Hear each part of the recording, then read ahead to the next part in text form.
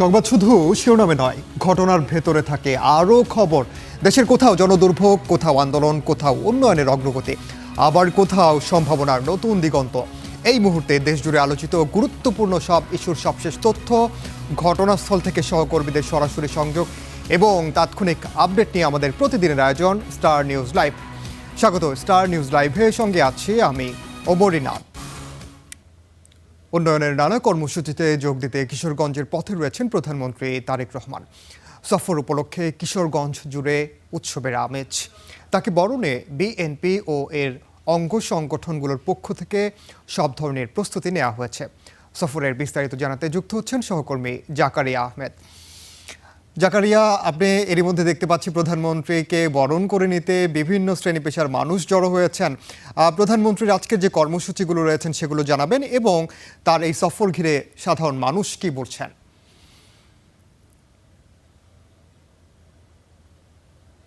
ইনান, আপনাকে অসংখ্য ধন্যবাদ। আমি এই মুহূর্তে রয়েছে কিশোরগঞ্জের কটিয়াদি উপজেলার আচমিতা জর্জ ইনস্টিটিউশন প্রাঙ্গণে রয়েছে। এখানে প্রধানমন্ত্রী কিছুক্ষণ পরে আসবেন। আমরা যতটুকু জানতে পেরেছি, প্রধানমন্ত্রী তার বাসভবন থেকে রওনা হয়েছেন কিশোরগঞ্জের উদ্দেশ্যে। প্রধানমন্ত্রী হিসেবে এটাই তার কিশোরগঞ্জে প্রথম সফর। সুতরাং এই যে অপেক্ষা, এই যে এখানে যারা বসে আছেন, এই অপেক্ষা শুধুমাত্র একটি গাড়ি বহরের জন্য নয়, বরং এই অপেক্ষা একজন প্রধানমন্ত্রীকে প্রথমবারের মতো নিজের মাটিতে দাঁড়িয়ে খুব কাছ থেকে প্রধানমন্ত্রীকে দেখার এই অপেক্ষা। মৎস্য, হাওর এবং কৃষি, এই তিনটি শব্দ কিশোরগঞ্জকে বোঝানোর জন্য যথেষ্ট।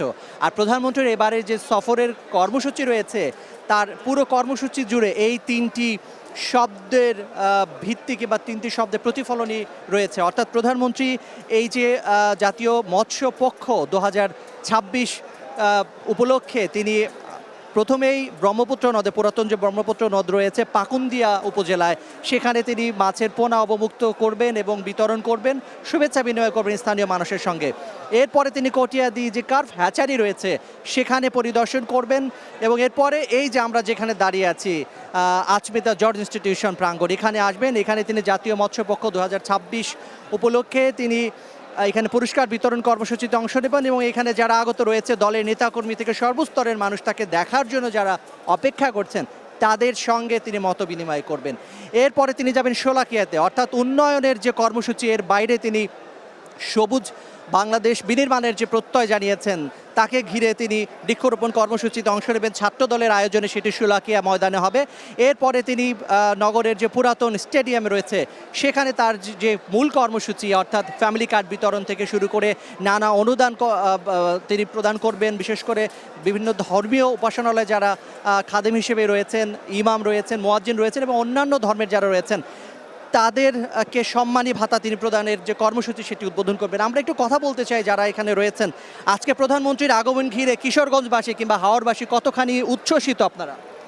আসলে আমরা খুবই উচ্ছ্বসিত এবং খুবই আনন্দিত যে দীর্ঘ 41 বছর পর আমাদের কটিয়াদির মাটিতে মাননীয় প্রধানমন্ত্রী তারেক রহমানের আগমন উপলক্ষে, আপনারা জানেন এর আগে 1992 সনে মাননীয় প্রধানমন্ত্রী বেগম খালেদা জিয়া আমাদের গছিহাটার মাটিতে পদার্পণ করেছিলেন। আজ 41 বছর পর মাননীয় প্রধান বেগম খালেদা জিয়ার সুযোগ্য সন্তান জনাব তারেক রহমান মাননীয় প্রধানমন্ত্রী। আমরা শুনছিলাম আসলে কিছু অপেক্ষা, কিছু ভালোবাসার শব্দ হয় না, অর্থাৎ ভাষা ছাড়াই সেটি উচ্চারিত হয় এবং সেটি প্রকাশ পায় অপেক্ষায়, সেটি প্রকাশ পায় এক নজর দেখার আকুলতায়। আমরা একটু কথা বলতে চাই বিএনপি নেতৃবৃন্দের সঙ্গে, তার কাছে জানতে চাই আজকের এই কর্মসূচি ঘিরে আপনাদের কি প্রত্যাশা রয়েছে প্রধানমন্ত্রীর কাছে? ধন্যবাদ। আজকে আমাদের কিশোরগঞ্জ জেলাবাসীর আজকে আনন্দের, সীমাহীন আনন্দে তারা ইতিমধ্যে আপনারা লক্ষ্য করেছেন যে কিশোরগঞ্জ জেলার প্রত্যেকটি উপজেলাতে আজকে রাস্তায় রাস্তায় হাজার হাজার জনতা আমাদের মাননীয় প্রধানমন্ত্রী তারেক রহমানকে বরণ করার জন্য দাঁড়িয়ে আছেন। আজকে আমাদের খুশির খবর হলো যে নির্বাচিত প্রধানমন্ত্রী মাত্র 6 মাসের ভিতরেই এই কিশোরগঞ্জ সফরে এসেছেন। উনি আজকে অনেক উন্নয়নমূলক কর্মকাণ্ডের ভিত্তিপ্রস্তর করবেন, নতুন নতুন উন্নয়নের প্রতিশ্রুতি দিবেন এবং অচিরেই তা বাস্তবায়ন করবেন ইনশাল্লাহ। অসংখ্য ধন্যবাদ। আমরা শুনছিলাম যে প্রত্যাশা রয়েছে, অর্থাৎ প্রত্যাশা এবং ভালোবাসার এক ধরনের মিলন মেলায় পরিণত হয়েছে আজকের এই কিশোরগঞ্জ। অর্থাৎ হাওরের যে ঢেউ যেরকম শেষ হয় না, ঠিক এরকম প্রত্যাশাও তাদের শেষ হবার নয়। ঠিক এরকম কথাই উঠে আসছে আজকের প্রধানমন্ত্রীর এই সফর ঘিরে কিশোরগঞ্জবাসীর কাছ থেকে। আমরা রয়েছি, প্রধানমন্ত্রী এখানে আসা মাত্রই আমরা আবার এখানে ফিরে আসবো। আপাতত ঢাকার স্টুডিওতে চলে যাচ্ছি ইনানের কাছে। ইনান, জাকারিয়া, আপনাকে অসংখ্য ধন্যবাদ। নিশ্চয়ই আমরা আবার আপনার সঙ্গে যুক্ত হব যখন মৎস্যপক্ষ উদ্বোধন হবে। আমরা একটু সহকর্মী শরীফুল ইসলামের কাছে যেতে চাই। শরীফুল ইসলাম, আপনি তো এরই মধ্যে কিশোরগঞ্জের বিভিন্ন শ্রেণী পেশার মানুষের সঙ্গে কথা বলেছেন এবং সেই ক্ষেত্রে প্রধানমন্ত্রীর এই সফর ঘিরে নিশ্চয়ই তাদের আশা প্রত্যাশার জিনিস রয়েছে, কিন্তু সাম্প্রতিক সময়ে আমরা দেখেছি যে কিশোরগঞ্জে যে ধরনের বন্যা কিংবা প্রাকৃতিক দুর্যোগের দিকে গিয়েছে সেই সব বিষয়ে নিশ্চয়ই জনগণের কিছু চাও পাওয়া রয়েছে। প্রধানমন্ত্রীর সফর ঘিরে তাদের প্রত্যাশার কথা জানাবেন।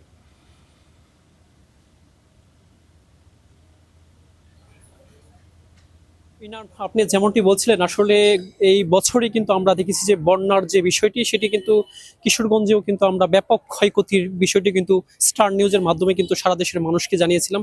সেই বন্যার ক্ষয়ক্ষতির বিষয়গুলো কিন্তু এই যে প্রধানমন্ত্রী যে তারেক রহমানের যে সফর, সেই সফর ঘিরেও কিন্তু সাধারণ মানুষ যারা রয়েছেন এবং নেতাকর্মী যারা রয়েছেন তারা প্রত্যাশা করছেন যে সরকার গঠনের ঠিক 6 মাসের মাথায় প্রধানমন্ত্রী তারেক রহমানের যে কিশোরগঞ্জ সফর, সেই সফর ঘিরে তাদের যে এই যে বন্যার যে ক্ষয়ক্ষতি হয়েছিল এবং যেহেতু হাওড় অধ্যুষিত এই কিশোরগঞ্জ জেলা এবং এই হাওড়ে কিন্তু ব্যাপক যে প্রাকৃতিক সম্পদ রয়েছে, সেই সম্পদগুলো যদি রক্ষণাবেক্ষণ করা যায় তাহলে আমরা যেটি জানি যে বাংলাদেশের যে খাদ্য ভাণ্ডার হিসেবে পরিচিত এই কিশোরগঞ্জ হাওড়, সেই খাদ্য ভাণ্ডার রক্ষায় প্রধানমন্ত্রী তারেক রহমান বেশ কিছু কর্মসূচি নেবেন এবং বিশেষ করে হাওড়ের যে মিঠাপানি মাছ রয়েছে সেই মিঠাপানি মাছেরও কিন্তু সারা দেশে কদর রয়েছে। সেই মাছ কিন্তু আমরা দেখছি যে প্রতি বছরই কিন্তু যে মাছের পরিমাণ কিন্তু কমে আসছে, সেটিকে কিভাবে ডেভেলপ করা যায় এবং সে বিষয়ে যে হাওরের উন্নয়ন এবং মাছ সংরক্ষণের বিষয়গুলোর উপরে প্রধানমন্ত্রীর কাছ থেকে তারা বেশ কিছু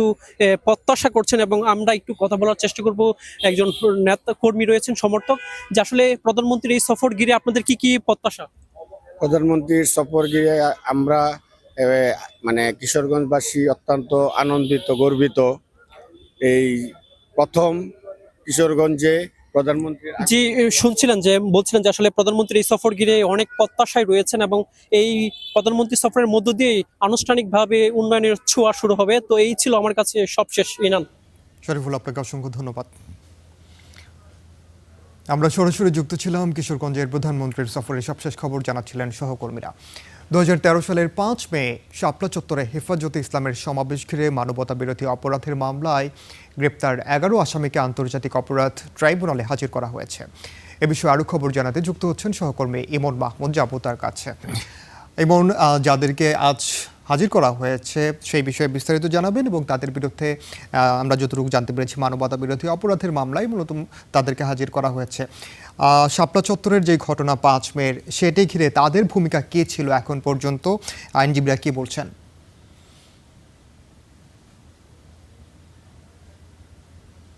ইনান, 2013 সালের 5 মে হেফাজত ইসলামের যে সমাবেশ ছিল সেই সমাবেশকে ঘিরে ঢাকাতে এবং ঢাকার বাইরে যে হতাহতের ঘটনা ঘটেছিল সেই মানবতা বিরোধী অপরাধের মামলায় মূলত আজকে আসামিদের হাজিরার দিন নির্ধারণ ছিল। অর্থাৎ এর আগে 27 জুলাই এই মামলার আনুষ্ঠানিক অভিযোগপত্র জমা দিয়েছিল প্রসিকিউশন। সেই অভিযোগপত্রে শেখ হাসিনাকে প্রধান আসামি করা হয়েছিল এবং মোট 41 জনকে আসামি করা হয়েছিল। এই 41 জনের মধ্যে মোট 11 জন আসামি তারা এখনো গ্রেপ্তার হয়ে কারাগারে আছেন। সেই 11 জন আসামিকে আজকে ট্রাইব্যুনালে হাজির করা হয়েছিল এবং যারা যে 30 জন পলাতক রয়েছে তাদের ধরার জন্য 27 জুলাই একটি গ্রেপ্তারি পরোয়ানা জারি করা হয়েছিল। সেই গ্রেপ্তারি পরোয়ানার প্রেক্ষাপটে আসলে কতজনকে পুলিশ ধরতে সক্ষম হয়েছে এবং তাদের অবস্থান কি সেই সম্পর্কিত একটি প্রতিবেদন সম্ভবত আজকে ট্রাইব্যুনালের সামনে উপস্থাপন করা হবে। যদি ওই 30 জনকে গ্রেপ্তার করা না হয়, আমরা জানতে পেরেছি যে ওই 30 জনকে এখনো গ্রেপ্তার করা সম্ভব হয়নি, সেক্ষেত্রে ট্রাইব্যুনালের পক্ষ থেকে আজ ওই 30 জনকে আত্মসমর্পণের জন্য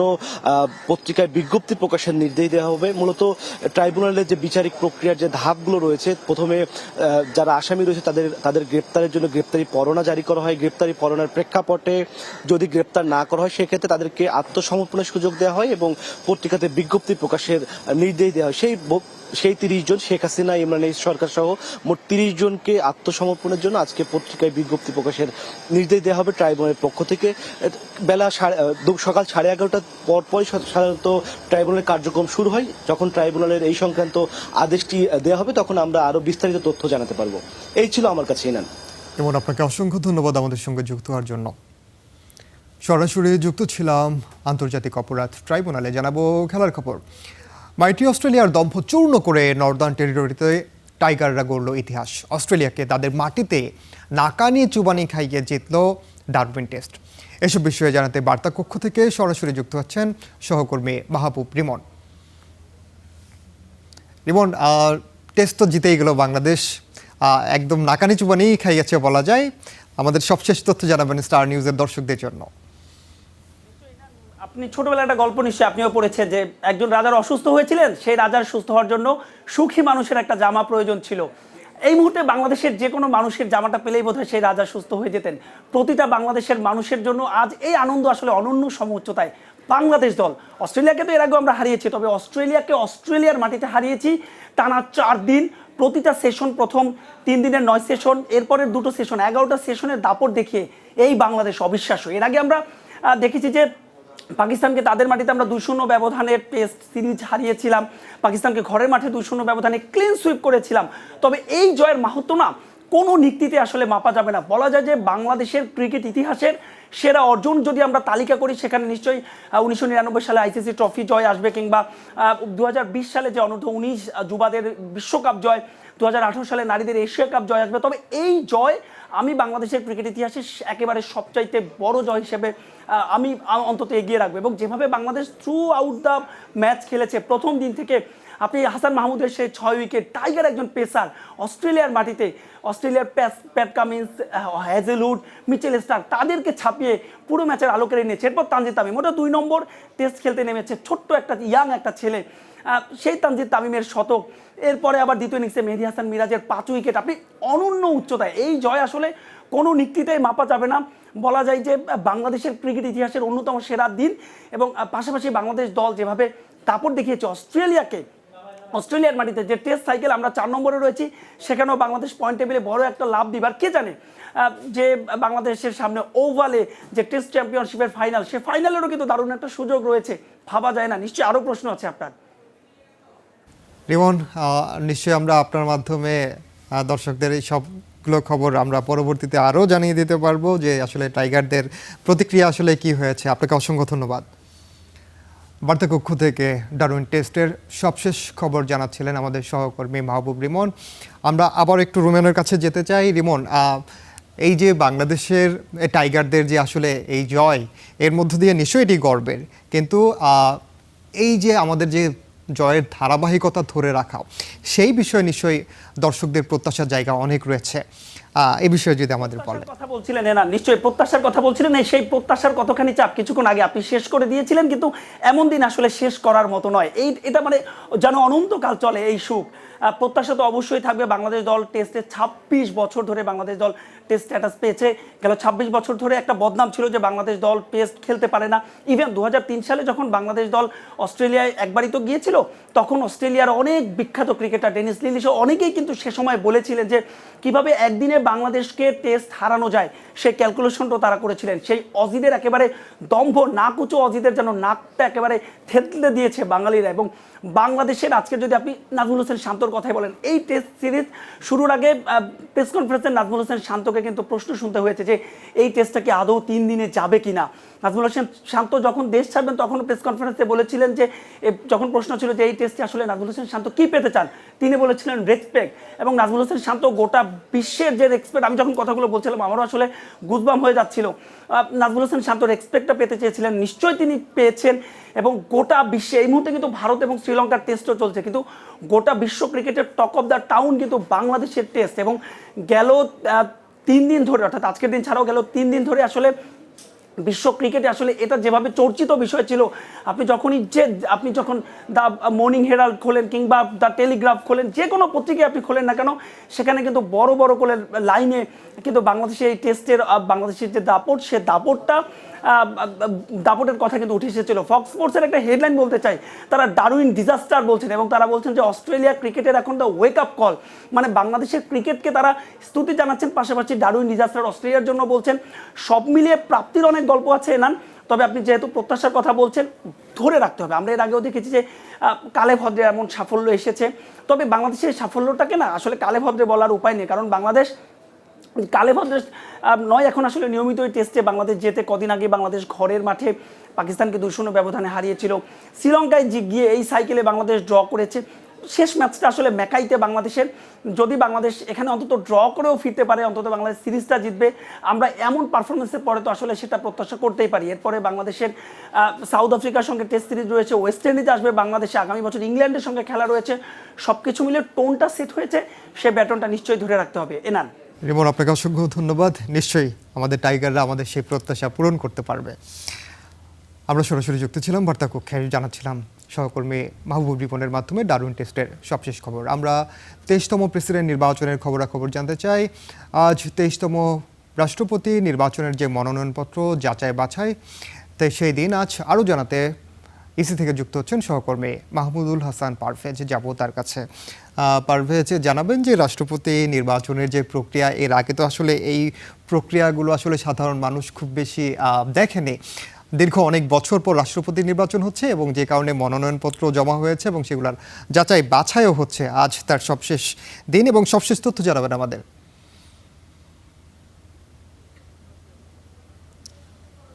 ইনান, আপনি ঠিকই বলেছেন যে রাষ্ট্রপতি নির্বাচন মানুষ অনেকদিন পর এবার দেখবে, অর্থাৎ প্রায় 3.5 দশক পর এই বাংলাদেশের রাষ্ট্রপতি নির্বাচন হতে যাচ্ছে সংসদীয় গণতন্ত্র চালুর পর। আজকে তারই অংশ হিসেবে রাষ্ট্রপতি নির্বাচনের যে কয়টি মনোনয়নপত্র জমা পড়েছে, অর্থাৎ 3টি মনোনয়নপত্র জমা পড়েছে, তবে প্রার্থী 2 জন।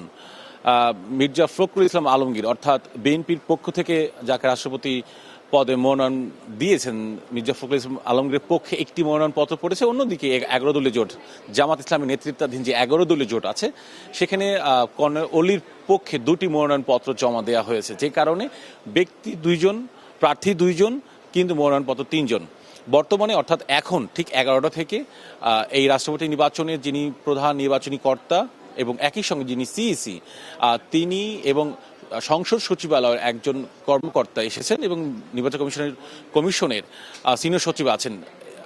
কর্নেল অলির মনোনয়নপত্র এখন যাচাই বাছাই চলছে। জামাত ইসলামীর এবং 11 দলীয় জোটের প্রতিনিধি আছেন এবং তাদের সামনেই এই যাচাই বাছাই চলছে। ঠিক 12টায় আবার বিএনপির যিনি প্রার্থী মির্জা ফখরুল ইসলাম আলমগীর, তার মনোনয়নপত্র যাচাই বাছাই চলবে। এই হলো আজকের দিনের মনোনয়নপত্র নিয়ে কার্যসূচি। আপনি যেটি বলছিলেন যে মানুষ আসলে রাষ্ট্রপতি নির্বাচন নিয়ে অনেক কিছু বুঝে না। দেখেন, রাষ্ট্রপতি নির্বাচনটি হচ্ছে একটি পরোক্ষ নির্বাচন, অর্থাৎ গোপন ব্যালটের মাধ্যমে যে নির্বাচন আমরা দেখি, সংসদ নির্বাচন কিংবা স্থানীয় সরকার নির্বাচন, কিন্তু রাষ্ট্রপতি নির্বাচনটি হচ্ছে পুরোপুরি প্রকাশ্য নির্বাচন। অর্থাৎ এখানে যে ভোটার হচ্ছে সংসদ সদস্যরা বা এমপিরা, যে 349 জন সংসদ সদস্যের ভোটার, তারা এবার ভোট দেবেন। তারা যাকে ভোট দেবেন, যদিও দলের বিপক্ষে ভোট দিতে পারবেন না, সেই ক্ষেত্রে সেই ভোটটি দেখা যাবে, অর্থাৎ কাকে ভোট দিচ্ছেন সেই ভোটটি দেখা যাবে। একই সঙ্গে আজকে মনোনয়নপত্র যাচাই বাছাই শেষ হয়েছে। কর্নেল অলির মনোনয়নপত্রটি আমরা দেখতে পাচ্ছি, তাদের যিনি 11 দলের যে প্রতিনিধি তারা এসেছেন। আরেকটি কথা বলে রাখতে চাই এই মুহূর্তে যে আজকে মনোনয়নপত্র যাচাই বাছাইয়ের পর 18 তারিখ প্রার্থীতা প্রত্যাহার, অর্থাৎ কোনো প্রার্থী যদি চান সেক্ষেত্রে মনোনয়নপত্র কিংবা প্রার্থীতা প্রত্যাহার করতে পারবেন। অন্যদিকে 20 তারিখ অর্থাৎ আগামী বৃহস্পতিবার রাষ্ট্রপতি নির্বাচন হতে যাচ্ছে। যদি কোনো প্রার্থী মনোনয়নপত্র বা প্রার্থীতা প্রত্যাহার না করে, সেক্ষেত্রে 3.5 বছর পর এই প্রার্থীতা এবং একই সঙ্গে ভোট গ্রহণ হবে। আমরা আসলে সরাসরি চলে যাই যেখানে কথা বলছেন। আমি কর্নেল আব্দুল বাতেন, ঢাকা 16 আসনের সংসদ সদস্য, বাংলাদেশ জামাত ইসলামী থেকে। আজকে আপনারা সকলেই জানেন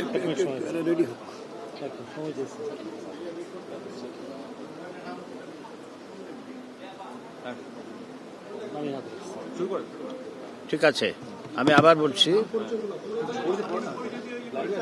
হ্যাঁ, আমি কর্নেল মোহাম্মদ আব্দুল বাতেন, সংসদ সদস্য, ঢাকা 16 আসন, বাংলাদেশ জামায়াতে ইসলামী। আপনারা সকলেই জানেন যে আজকে রাষ্ট্রপতি নির্বাচনের মনোনয়নপত্র বাছাইয়ের তারিখ ছিল। আমরা সেই উদ্দেশ্যে এসেছিলাম। আমার সঙ্গে ছিলেন আমাদের জাগপার সাধারণ সম্পাদক মজিকবাল হোসেন, বিল্লাল মিয়াজি এলডিপির মহাসচিব, বাংলাদেশ খেলাফত মজলিসের মহাসচিব, আন্দোলনের মহাসচিব মুফতি ফখরুল ইসলাম। কি হলো? আচ্ছা, এখন যাচাই বাছাই শেষে আমাদের আগামী রাষ্ট্রপতি নির্বাচনের জন্য ডক্টর অলি আহমেদ বীর বিক্রমের মনোনয়নপত্রটি সঠিক হিসাবে পাওয়া গেছে। তো ইনশাল্লাহ আগামী নির্ধারিত তারিখে যে রাষ্ট্রপতি নির্বাচন হবে 20 তারিখ, সেদিন তিনি একজন প্রার্থী হিসেবে, বৈধ প্রার্থী হিসেবে ঘোষিত হয়েছেন এবং আমরা ইনশাল্লাহ 11 দলের পক্ষ থেকে নির্বাচনে অংশগ্রহণ করব। অলির পক্ষে তো 2টি মনোনয়নপত্র সংগ্রহ করা হয়েছিল, আজকে যাচাই বাছাই 2টি হয়েছে না? আচ্ছা, নিয়ম হচ্ছে প্রথমটি যদি বৈধ পাওয়া যায় তাহলে আর দ্বিতীয়টি যাচাই বাছাই করা হয় না। হ্যাঁ, প্রথমটি বৈধ হিসেবে পাওয়া গেছে, কাজেই দ্বিতীয়টি আর যাচাই বাছাই করা হয়নি।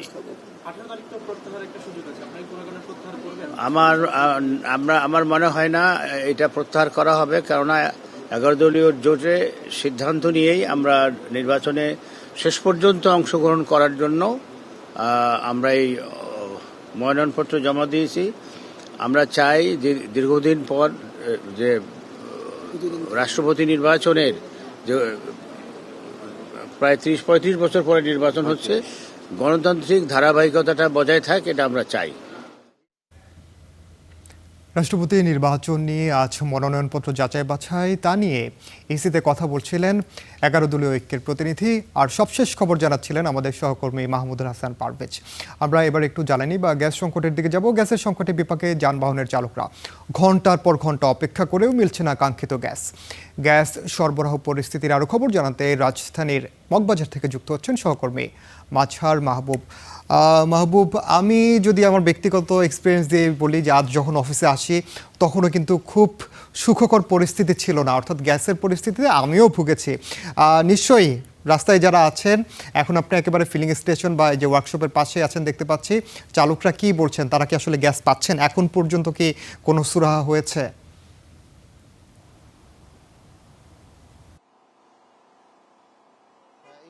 আপনার মতো যারা ব্যক্তিগত গাড়ি চালান, গ্যাস চালিত গাড়ি যাদের আছে, তাদের আসলে ভোগান্তিতে পড়তে হচ্ছে। আমরা আজকে সকালে অ্যাম্বুলেন্স এবং ব্যক্তিগত গাড়ি এবং সিএনজি যারা চালায়, 3 হুইলার, তাদের সঙ্গে কথা বলছিলাম।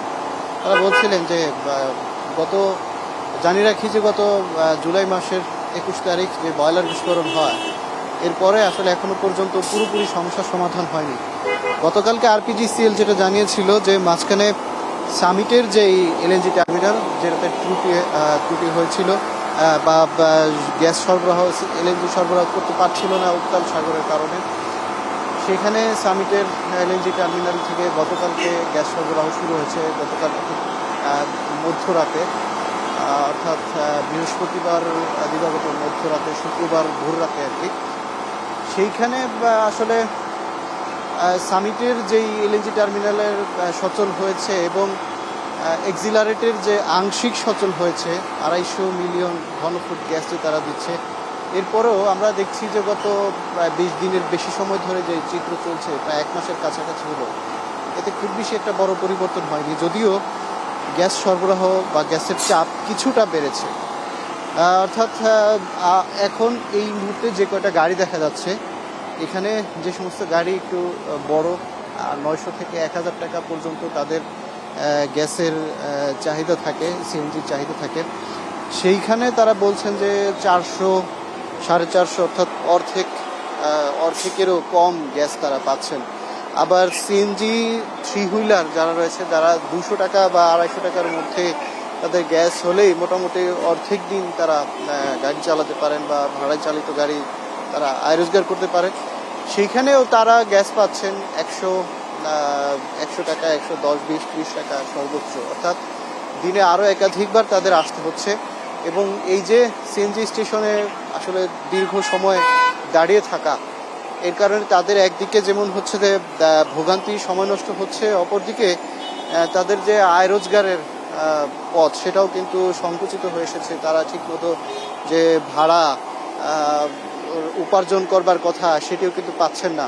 আবার ইমার্জেন্সি সার্ভিস যে বলা হয় অ্যাম্বুলেন্স, এবং আমরা দেখেছি যে লাশবাহী ফ্রিজিং গাড়ি, যার হচ্ছে যে সবসময় তার ফ্রিজ চালু রাখতে হয়, ঠান্ডা রাখতে হয়, সেখানেও আসলে গ্যাসের অভাবে তাদেরকে ভোগান্তিতে পড়তে হচ্ছে। তো গত প্রায় 1 মাস ধরে সব ধরনের ভোগান্তির চিত্রই কিন্তু আমরা দেখছি, কিন্তু বারবার আশ্বাস দিয়েও আসলে যে মেরামতের সম্পূর্ণ সমাধান সেটা এখনো পর্যন্ত আরপিজিসিএল আমাদেরকে সেই সুসংবাদ দিতে পারেনি। ইনান। মাঝার, আপনাকে অসংখ্য ধন্যবাদ। আমরা একটু রাজধানীর পাশাপাশি জেলা শহরগুলোর কি অবস্থা সেটিও জানতে চাই। ব্রাহ্মণবাড়িয়ায় আছে আমাদের সহকর্মী আল মাহমুদ। মাহমুদ, জানাবেন যে সহকর্মী মাঝার যেমনটি বলছিলেন, রাজধানীর চিত্র কিন্তু খুব বেশি আসলে সুখকর নয়। আপনার অঞ্চলে বিশেষ করে ব্রাহ্মণবাড়িয়ায় যেসব সিএনজি চালিত যেসব অটোরিকশা কিংবা যানবাহন রয়েছে, সেই যানবাহনগুলোর চালকরা কি বলছেন এবং একই সঙ্গে সাধারণ মানুষ তারা চলাচলে কী ধরনের ভোগান্তিতে পড়ছেন? কারণ আপনি জানেন যে গ্যাসের যে সংকট এটি বেশ কয়েকদিন ধরেই আসলে চলছে। সেই ক্ষেত্রে এখনকার পরিস্থিতি কি, কোনো উন্নতির চিত্র কি আপনি দেখতে পাচ্ছেন?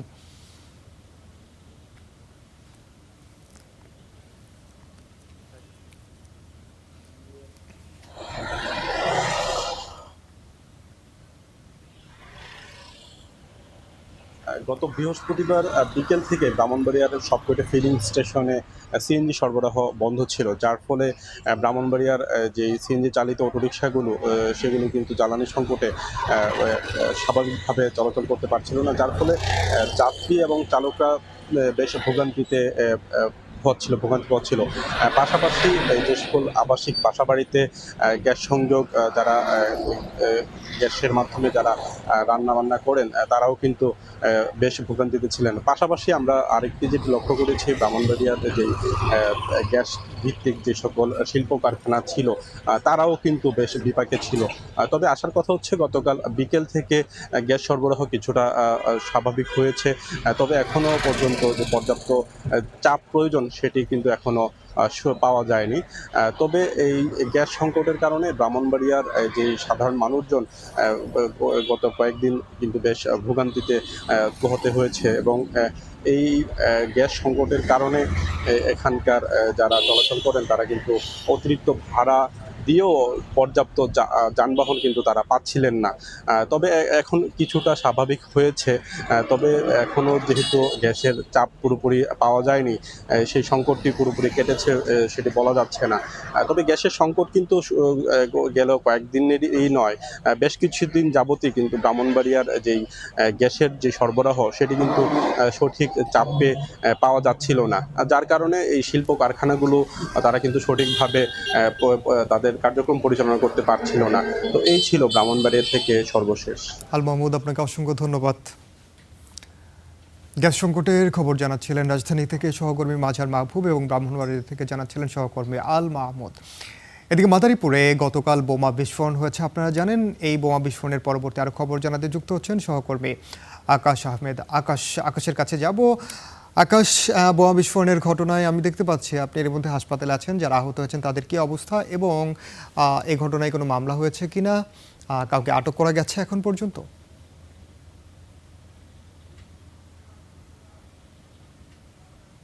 না না, আমি রয়েছি মাদারীপুর সদর হাসপাতাল, যে 250 সদর জেলা হাসপাতালের সামনে। এই জেলা হাসপাতালে কিন্তু 3 জন ভর্তি ছিল, আর হচ্ছে এখান থেকে একজন যে আবিদা, যার হাতে বোমাটি বিস্ফোরণ ঘটে, সেই আবিদাকে কিন্তু বারডেম হাসপাতালে রাখা হয়েছে। সেখানে অপারেশন থিয়েটারে তার অপারেশন চলছে বলে তার পরিবার জানিয়েছে। তার পরিবারের সাথে কথা বলেছিলাম, তার অবস্থা কিন্তু খুবই গুরুতর, আশঙ্কাজনক বলছেন তার পরিবার। তাকে কিন্তু একটি অপারেশনের পর আবারও একটি অপারেশন করার প্রয়োজন হতে পারে বলেও তারা জানিয়েছেন। এছাড়া কথা বলেছিলাম মাদারীপুরের অতিরিক্ত পুলিশ সুপার ফারিহা রফিক ভাবনার সাথে, তিনি যেমনটি জানিয়েছেন এখন পর্যন্ত আটক কাউকে করা যায়নি। এই ঘটনা কিন্তু এখন পর্যন্ত তদন্ত চলছে। আসলে যে তথ্য উৎপাদ্য, যে এই ঘটনার আসলে কোথা থেকে সূত্রপাত, কোথা থেকে এই বোমা আসলো, সেটাও কিন্তু এখন পর্যন্ত তারা নিশ্চিত করতে পারেনি, যে কারণে এখন পর্যন্ত মামলা হয়নি। তদন্ত চলমান রয়েছে, তদন্তের পরে তারা মামলা দায়ের করবে বলে জানিয়েছেন। আইনগত ব্যবস্থা তারা নেবেন।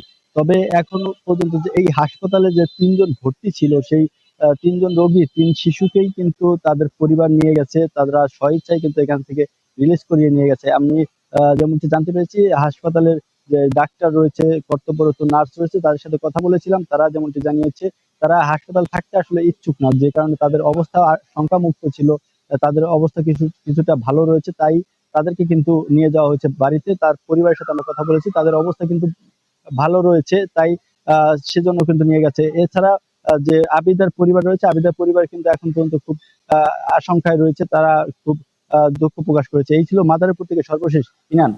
আকাশ, আপনাকে অসংখ্য ধন্যবাদ আমাদের সঙ্গে যুক্ত হওয়ার জন্য। আমরা চট্টগ্রামের জিয়া স্মৃতি জাদুঘর পরিদর্শন করছেন সংস্কৃতি প্রতিমন্ত্রী। এ নিয়ে জানাতে যুক্ত হচ্ছেন সহকর্মী সৈয়দ তামিম মাহমুদ। যাব তার কাছে। তামিম, এই চট্টগ্রাম সার্কিট হাউসের পাশেই যে জিয়া স্মৃতি জাদুঘরটি, এটি আসলে অনেক কিছুর সঙ্গেই ওতপ্রোতভাবে জড়িত। বাংলাদেশের ইতিহাস থেকে শুরু করে আরও অনেক কিছু, বিশেষ করে শহীদ প্রেসিডেন্ট জিয়াউর রহমানের স্মৃতি বিজড়িত একটি স্থান। এটির সংস্কারের প্রয়োজন ছিল। সবশেষ জুনেও মুক্তিযুদ্ধ বিষয়ক মন্ত্রী বলেছিলেন এটি সংস্কার করে সবার জন্য উন্মুক্ত করে দেওয়া হবে। এখন পর্যন্ত এটিকে সবার জন্য উন্মুক্ত?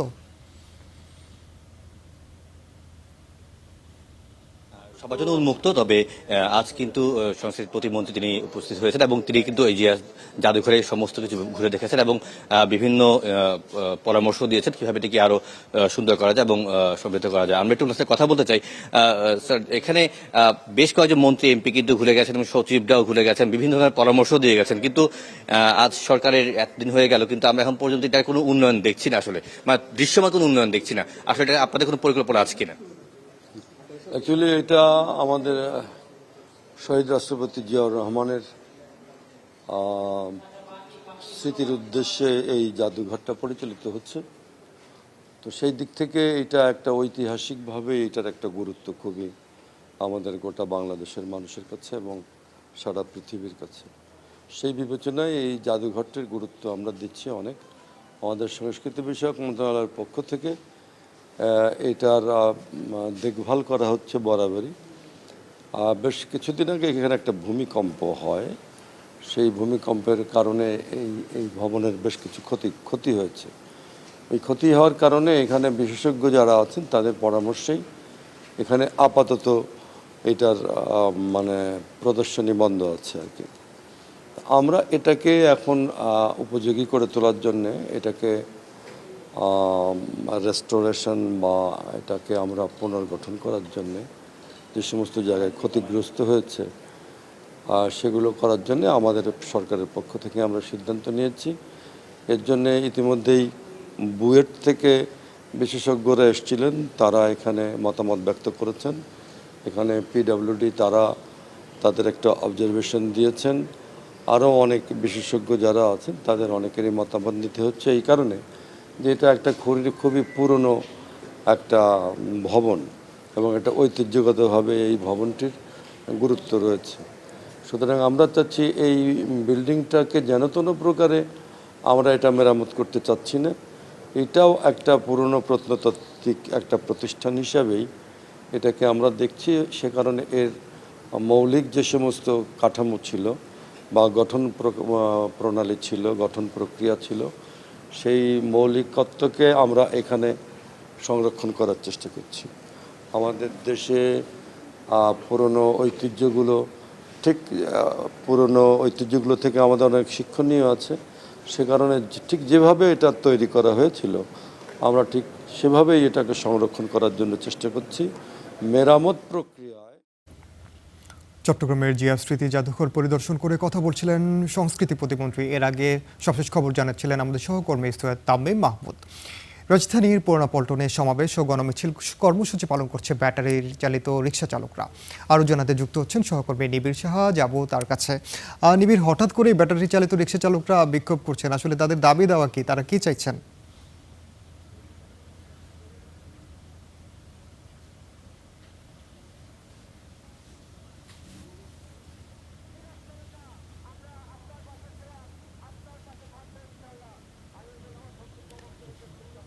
নিবিড়, আমাকে নিশ্চয়ই শুনছেন। আমি জানতে চাচ্ছিলাম আসলে রিক্সা চালকরা কি নিয়ে বক্তব্য রাখবেন।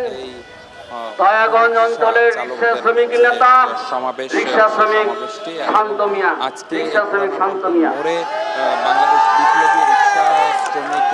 আসসালামু আলাইকুম শ্রমিক ভাইরা, সবাই এখানে আসছেন, সবার অনেক ধন্যবাদ। এবং এখানে আমাদের দাবিটা একটাই, সবসময় মাথায় রাখতে হবে, ডাম্পিং অতি বিলম্বে বন্ধ করতে হবে।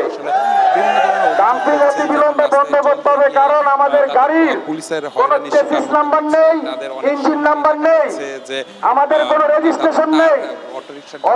এই জন্য ডাম্পিংটা অতি বিলম্বে বন্ধ করুন, কারণ আমাদের গাড়ি যদি ডাম্পিং দেন, আমরা ডাম্পিং এ যখন গাড়ি আনতে যাই আমাদের গাড়ি অনেক ক্ষতিগ্রস্ত হয়। আমরা নতুন নতুন মানুষ, আমাদের নতুন নতুন লোকজন এবং আমাদের অনেক ড্রাইভার আছে, শিক্ষিত আছে, সরকারি অনেক প্রতিষ্ঠানে পড়াশোনা করছে, এরকম ড্রাইভার আছে পার্ট টাইম গাড়ি চালায়।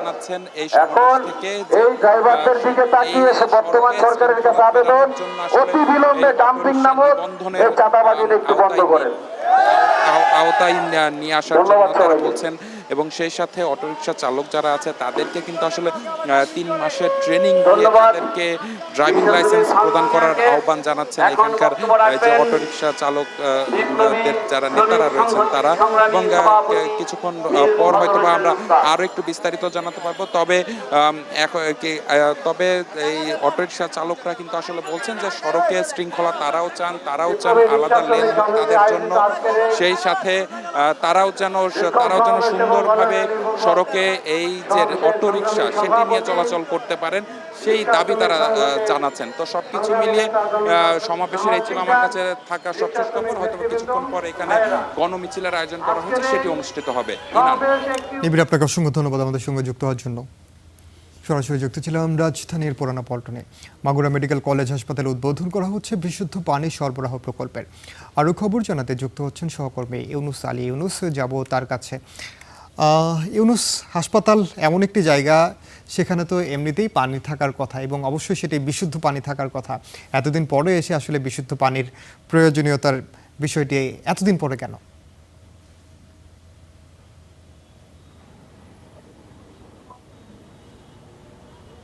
ইনান, আপনাকে ধন্যবাদ। আমি এই মুহূর্তে দাঁড়িয়ে আছি মাগুরা যে 250 শয্যা বিশিষ্ট যে হাসপাতাল রয়েছে সেই হাসপাতালের সামনে। আপনি যেমনটি বললেন যে দীর্ঘদিন ধরে আসলে এই মাগুরা যে 250 শয্যা বিশিষ্ট হাসপাতাল রয়েছে এখানে বিশুদ্ধ পানির কিন্তু অভাব ছিল। রোগী এবং তাদের স্বজনরা কিন্তু আসলে বিশুদ্ধ পানির জন্য ভোগান্তির মধ্যেই আসলে ছিল। হাসপাতাল থেকে একটু দূরে অবশ্যই একটি টিউবওয়েল থেকে কিন্তু তারা পানি নিয়ে আসলে পান করার যে কাজটি সেটি করতেন। আজকে দীর্ঘদিন পরে মাগুরা 1 আসনের যে সংসদ সদস্য রয়েছেন আলহাজ মনোয়ার হোসেন খান, তার একটি উদ্যোগে একটি মানবিক একটি প্রকল্প বাস্তবায়ন এখানে করা হয়েছে। 10,000 লিটার পানি প্রতিদিন রোগী এবং তাদের স্বজনরা এখানে ব্যবহার করতে পারবেন এই প্রকল্পে। এই প্রকল্পটি আসলে জাহেদি ফাউন্ডেশন কর্তৃক আসলে অর্থায়ন করা হয়েছে। এখানে 14 থেকে 15 লাখ টাকা ব্যয়ে যে নির্মিত, আপনি আমার পেছনে যে দেখতে পাচ্ছেন যে প্রকল্পটি, এটি 15 লক্ষ টাকা প্রায় ব্যয় করা হয়েছে। এটি জাহেদি ফাউন্ডেশনের অর্থায়নে এই প্রকল্পটি এখানে বাস্তবায়ন করা হয়েছে। আমাদের সাথে এই মুহূর্তে আমরা কথা বলতে চাই জাহেদি ফাউন্ডেশনের একজন কর্ণধার, একজন পরিচালক আমাদের সাথে রয়েছেন। আমরা আসলে কথা বলবো যে আপনারা এই যে মানবিক কাজটি করলেন, এখানে প্রায় 10,000 লিটার যে বিশুদ্ধ পানির যে ব্যবস্থা করলেন, এই বিষয়ে আপনারা একটু আমাদেরকে জানাবেন। ধন্যবাদ। আসলে আমাদের জাহেদি ফাউন্ডেশনের মূল কর্ণধার জনাব মোহাম্মদ নাসির সাহেব জাহেদি মহুল প্রায় গত 20 বছরের অধিককাল যাবৎ এই ধরনের সামাজিক কর্মকাণ্ডগুলো উনি করে থাকেন এবং এই সামাজিক কর্মকাণ্ডগুলো উনি ওনার নিজের যে ব্যবসায়িক অর্জিত মুনাফা আছে তার থেকেই উনি নিজের অর্জিত মুনাফা থেকেই এই কর্মকাণ্ডগুলো চালিয়ে আসছেন। আমরা আমাদের এই কর্মকাণ্ডগুলো আগে ঝিনাইদহের মধ্যে সীমাবদ্ধ ছিল, এরপরে যশোরে আমরা এটা অনেক কার্যক্রম করেছি, তারপর ফরিদপুর, তারপরে আমরা এখন এই মাগুরাতে এখন আমাদের এটা উনি করছেন। এটা গত 20 বছর ধরেই উনি এই ধরনের কর্মকাণ্ড সারা দেশব্যাপী উনি এখন এটা আস্তে আস্তে এটা প্রসারিত করছেন। আল্লাহর অশেষ রহমত, তার এই ভালো কাজের ফজিলতে ওনার এই কর্মযজ্ঞ, এই ধরনের মানবিক কাজ দিনে দিনে অনেক বেশি প্রসারিত হচ্ছে। আমরা আল্লাহর কাছে এই জন্য অনেক শুকরিয়া জানাই। যেমনটি আপনার আসলে আপনি শুনছিলেন যে জাহেদি ফাউন্ডেশন কিন্তু সারা বাংলাদেশে কিন্তু বিভিন্ন জায়গায় কিন্তু এরকম বিশুদ্ধ পানির প্ল্যান্ট কিন্তু তৈরি করে আসছে। তারই ধারাবাহিকতায় মাগুরা 250 শয্যা বিশিষ্ট হাসপাতালে কিন্তু এই প্ল্যান্টটি তারা স্থাপন করেছে। আমি আপনাকে একটু জানিয়ে রাখি যে মাগুরার যে 1 আসনের সংখ্যা, ইউনুস আপনাকে অসংখ্য ধন্যবাদ। আমরা পরবর্তী নিশ্চয় আপনার সঙ্গে আবারও যুক্ত হবো। আমরা সরাসরি যুক্ত ছিলাম এতক্ষণ মাগুরায়। আমরা আবারও প্রধানমন্ত্রীর সফরে যাব। ব্রহ্মপুত্র পথে মৎস্য অবমুক্ত করে জাতীয় মৎস্য পক্ষর উদ্বোধন করেছেন প্রধানমন্ত্রী তারেক রহমান। আমরা সরাসরি যাব সেখানে। কৃষক ভাইরা কি উপকার পাচ্ছে? কৃষক ভাইরা উপকার পাচ্ছে। শুধু খাল খনন করলে কৃষক ভাইরাই উপকার পাবে না, একই সাথে খালটা যেই এলাকার ভিতর দিয়ে যাবে সেই এলাকার মানুষও পানির সুবিধা পাবে। সেজন্যই একই সাথে শুধু করলেই হবে না, খাল খননের পানি যেমন উপকারে লাগবে সেই পানির আরো সৎ ব্যবহার করতে হবে। এবং তারই অংশ হিসাবে আজকে আমরা এই নদীতে আমরা মাছ ছাড়ে পোনা ছাড়লাম, কিন্তু ধীরে ধীরে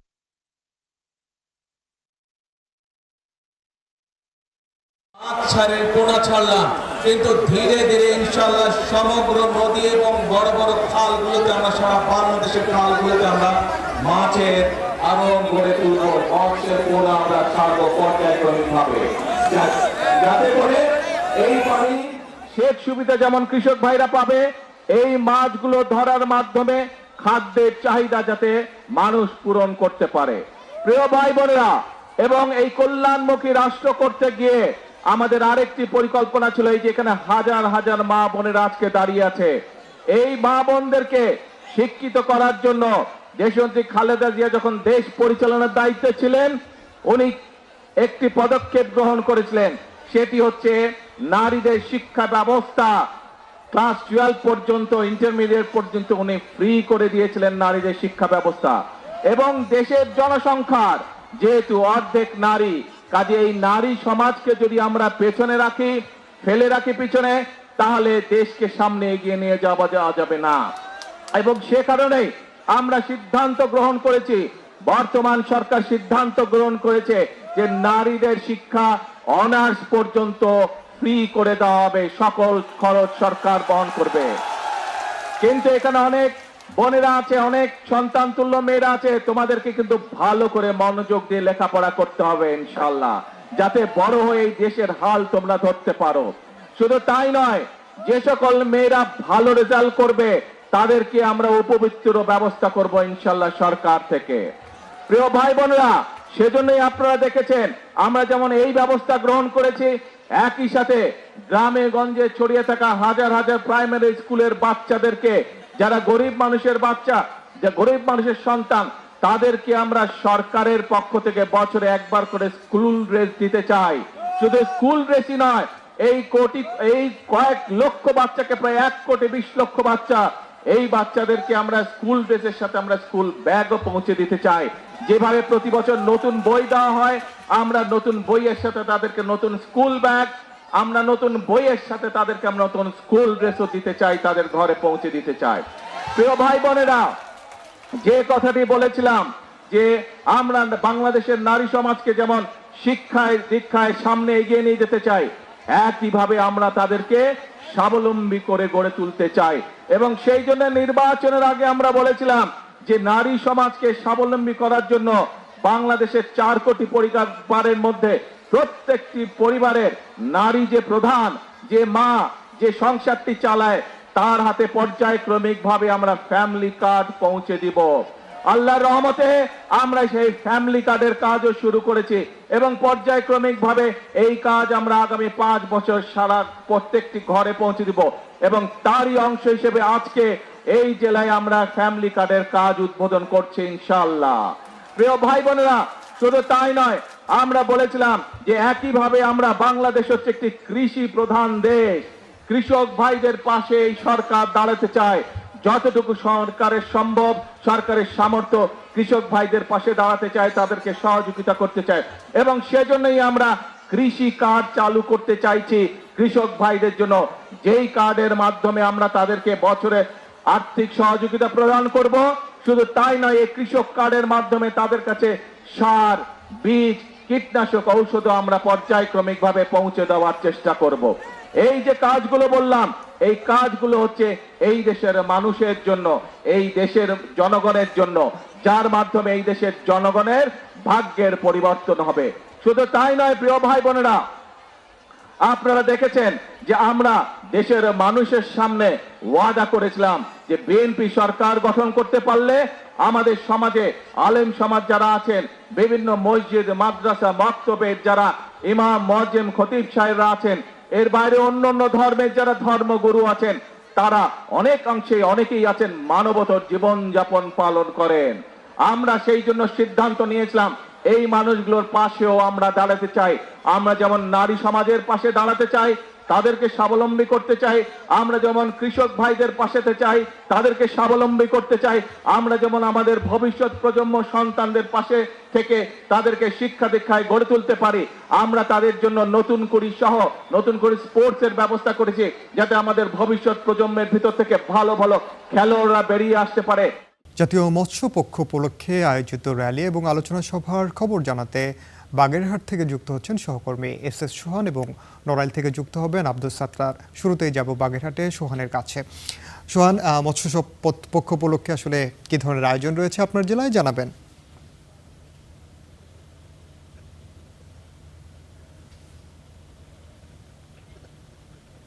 বাগেরহাটে জাতীয় মৎস্য পক্ষ উপলক্ষে কিন্তু সকাল থেকে নানা আয়োজন শুরু হয়েছে। শুরুতেই জেলা প্রশাসন এবং মৎস্য বিভাগের আয়োজনে বাগেরহাট সদর উপজেলা পরিষদের সামনে থেকে কিন্তু একটি বর্ণাঢ্য শোভাযাত্রা বের করা হয়। শোভাযাত্রা শেষে সদর উপজেলা পরিষদের যে পুকুর রয়েছে সেই পুকুরে মৎস্য পোনা অবমুক্ত করা হয়। এই মৎস্য পোনা অবমুক্তের সাথে সাথে এখানে সচেতনতামূলক কার্যক্রম শুরু হয়। জেলার বিভিন্ন স্থান থেকে আসা মৎস্যজীবী, মৎস্য চাষি এবং মৎস্য প্রশিক্ষণার্থী তাদের নিয়ে একটি আলোচনা সভা অনুষ্ঠিত হয় এবং আলোচনা সভায় কিন্তু বাংলাদেশের যে মৎস্য সম্পদের বর্তমান অবস্থা, বাগেরহাটের অবস্থা এবং মৎস্য সম্পদ রক্ষায় কি কি করণীয় সেসব বিষয় কিন্তু খুবই ভালোভাবে উপস্থাপন করা হয়। সেই সাথে বাগেরহাট সহ সারা দেশে মাছের জন্য হুমকি চায়না দুয়ারির বিষয়টি কিন্তু উদ্বেগজনকভাবে বৃদ্ধি পাচ্ছে, সেই বিষয়ে জানানো হয় এবং যারা মৎস্য চাষি এবং বাগেরহাটের স্থানীয় বাসিন্দা রয়েছেন তাদেরকে কিন্তু অনুরোধ করা হয় যে যাতে কেউ মাছের জন্য ক্ষতিকর বিষ ব্যবহার না করে এবং চায়না দুয়ারি যাতে ব্যবহার করে মাছ আহরণ না করে সেই বিষয়টি কিন্তু নিশ্চিত করার জন্য সকলকে অনুরোধ করা হয়। এছাড়া মাছের উৎপাদন বৃদ্ধির জন্য মৎস্য অফিস এবং মৎস্য দপ্তরের পরামর্শ নেওয়ার আহ্বান জানানো হয়। এই ছিল বাগেরহাট থেকে জাতীয় মৎস্য পক্ষ উপলক্ষে আয়োজনের সর্বশেষ খবর। সোহান, আপনাকে ধন্যবাদ। আমরা একটু নড়াইলে যাব সাত্তারের কাছে। সাত্তার, আপনার এলাকায় কি ধরনের কর্মসূচি আজ পালন করা হচ্ছে, জানাবেন।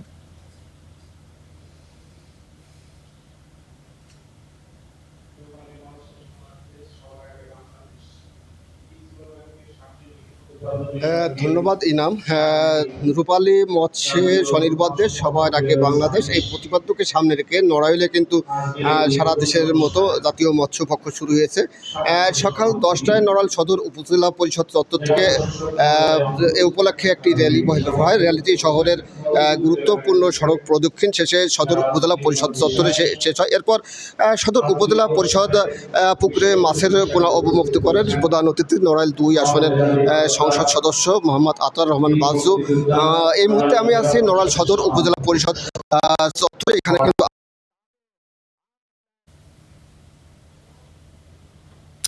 ধন্যবাদ সাত্তার আপনাকে। আমরা দেখুন সরাসরি যুক্ত ছিলাম নড়াইল এবং বাগেরহাটে, জানছিলাম জাতীয় মৎস্য পক্ষ উপলক্ষে সবশেষ খবরাখবর। এই ছিল স্টার নিউজ লাইভে। এতক্ষণ সাথে থাকার জন্য ধন্যবাদ।